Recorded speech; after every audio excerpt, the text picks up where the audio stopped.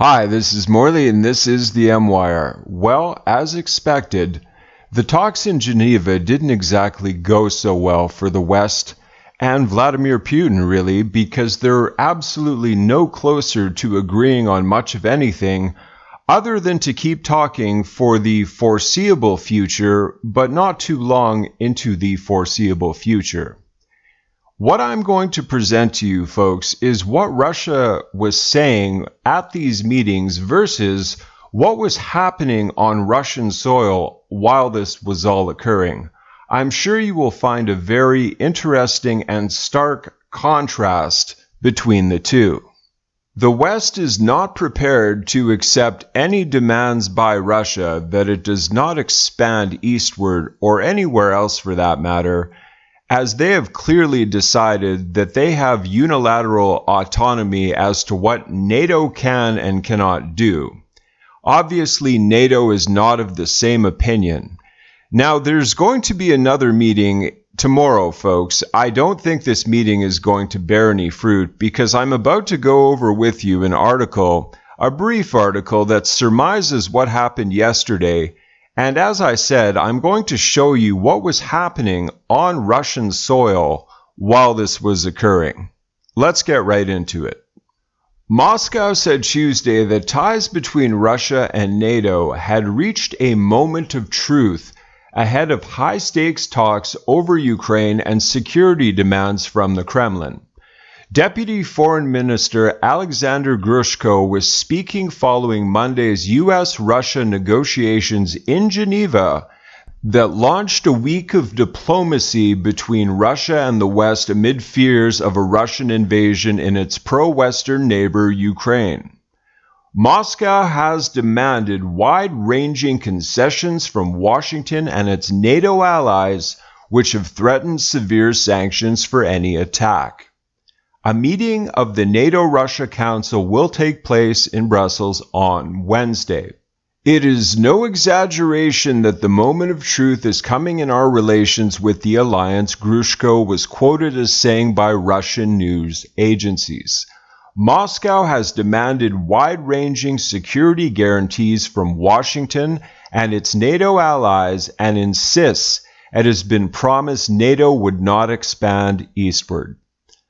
Our expectations are entirely realistic, and we hope that this will be a serious, deep conversation on key, fundamental problems of European security, Grushko said, referring to the talks in Brussels. He said Russia would demand a comprehensive from the alliance to its demands.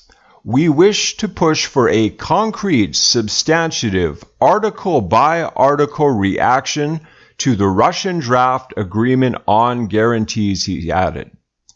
In December, Russia unveiled proposals to contain the United States and NATO in the former Soviet Union and Eastern Europe, saying that U.S.-led alliance should not admit Ukraine or Georgia as new members or establish bases in ex-Soviet countries.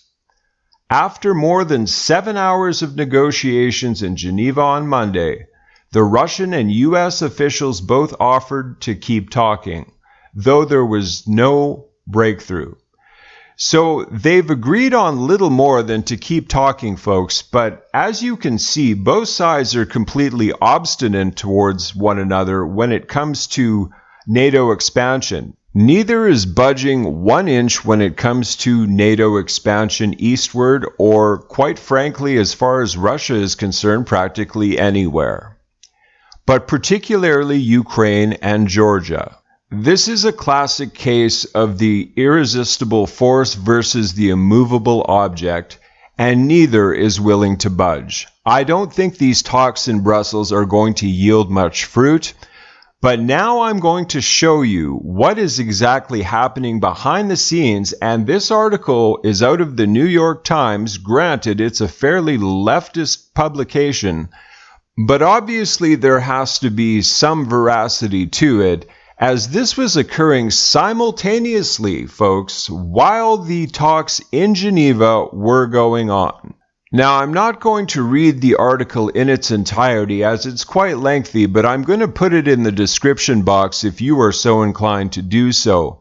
but it references points that I've made in the past, and see if you can tell me in the comments below what those are. Let's get into this.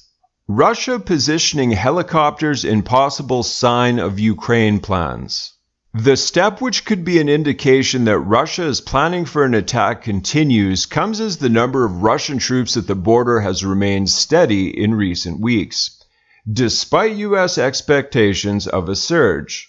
The number of Russian troops at Ukraine's border has remained steady in recent weeks, despite U.S. intelligence predictions of a surge.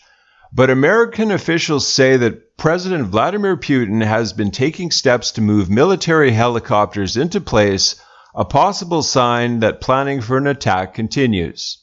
American officials had expected additional Russian troops to steam toward the Ukrainian border in December and early January, building towards a force of 175,000. While troop movements have slowed, there are still 100,000 military personnel near the border. And now the Russians have positioned additional attack aircraft there, American officials said. Attack and transport helicopters, along with the ground attack fighter jets, would be a critical Russian advantage should Mr. Putin decide to invade Ukraine. U.S. officials say the Russian president's window for an invasion is limited, dictated by temperatures that will freeze the ground, allowing for the easy movement of heavy vehicles and equipment before a spring thaw, which could begin by March, creates a muddy quagmire. But a relatively mild winter has slowed the ground's freezing, and Mr. Putin's deadline for committing his forces has slipped further towards the spring, officials say. The hard winter freeze that typically comes to Ukraine by January has not yet happened in many areas of the country. As long as the ground remains muddy, senior administration officials said Mr. Putin might be forced to push back a ground offensive until February at the earliest. To get a better sense of possible conditions this year, the Biden administration has enlisted meteorologists to look more closely at the likely weather in Ukraine in the coming weeks, according to a U.S. official. Okay, folks, I'll just spell it out. Mr. Putin is buying himself time for more favorable terrain.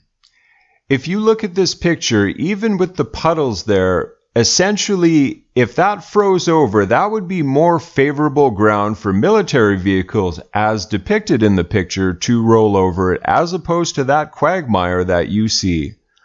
Mr. Putin is doing nothing other than buying himself time, because the way these talks are looking, there is no way that NATO is going to agree to Russia's demands of no further eastern expansion. It's just not on their radar, and Mr. Putin will accept nothing but.